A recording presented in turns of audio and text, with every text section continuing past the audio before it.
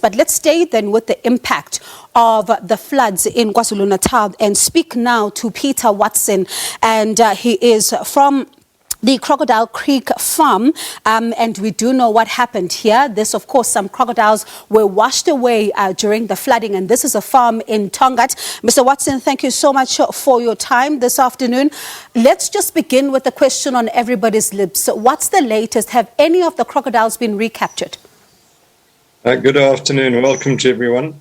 Yes, we have captured a number. The other day we caught 7, then another 7, and today we caught 1. 3 of them decided it was better to come home and were standing at the gate waiting for us to open it. We just opened the gate and they walked back into the enclosure. So some people are wondering if there are any that are still out there, and how worried should members of the public be? Well, it's quite interesting. If they live near the Tugela or further north in Zululand, they live with crocodiles every day. There are naturally crocodiles in the Tongaat River in the upper reaches, but everybody panics near Belito because there's a croc in the river, but they swim with thousands of sharks every day without even thinking about it. So for someone who is in Belito, as you describe, you say that they'll probably be seeing a croc probably and being worried. What should you do then in that situation? Well, there has been a crocodile, a natural crocodile at the Crocodile Bridge for well in excess of a year that I've been aware of, about 2 meters in length. It's been photographed hundreds of times. And now all of a sudden there's a big panic. It's the same crocodile that's been there all along.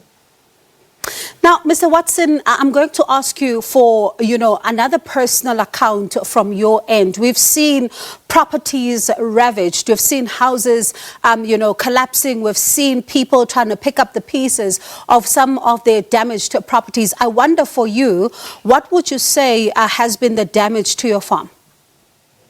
Sorry, could you talk up a little bit? I think I got your question.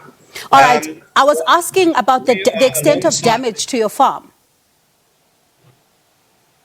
Farm is located alongside the N2 freeway, and unfortunately maintenance is not done on cleaning drains, etc., as we've seen in Tongaat repeatedly.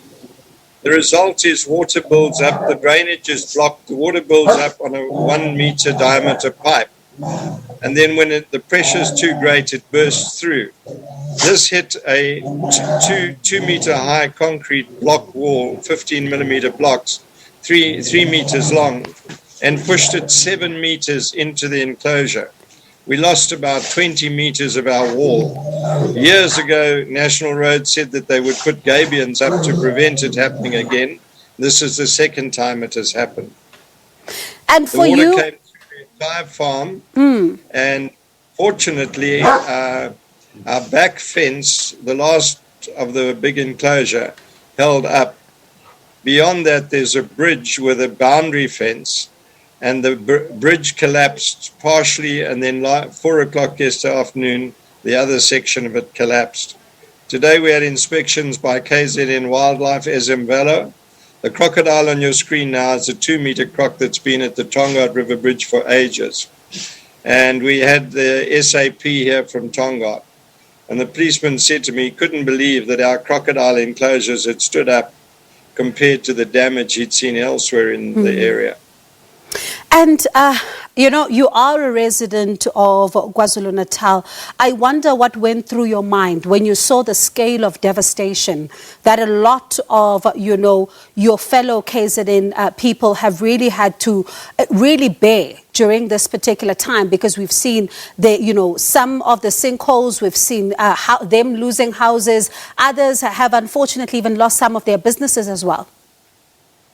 Well, we've had a tremendous amount of damage to our infrastructure, and it'll take many months to repair. But we are fortunate. When I see these poor people that have lost their houses, lost family members, my heart goes out to them. We've taken a hell of a beating in KwaZulu-Natal in the last few years. A lot of it we've inflicted on ourselves. The riots were totally unnecessary and all the destruction that happened. Lots of people lost their jobs as a result of it. And we've just got to try and stand together and rebuild. Definitely, that is the one thing that needs to happen now, which is the process of rebuilding. But thank you so much for that, and good luck.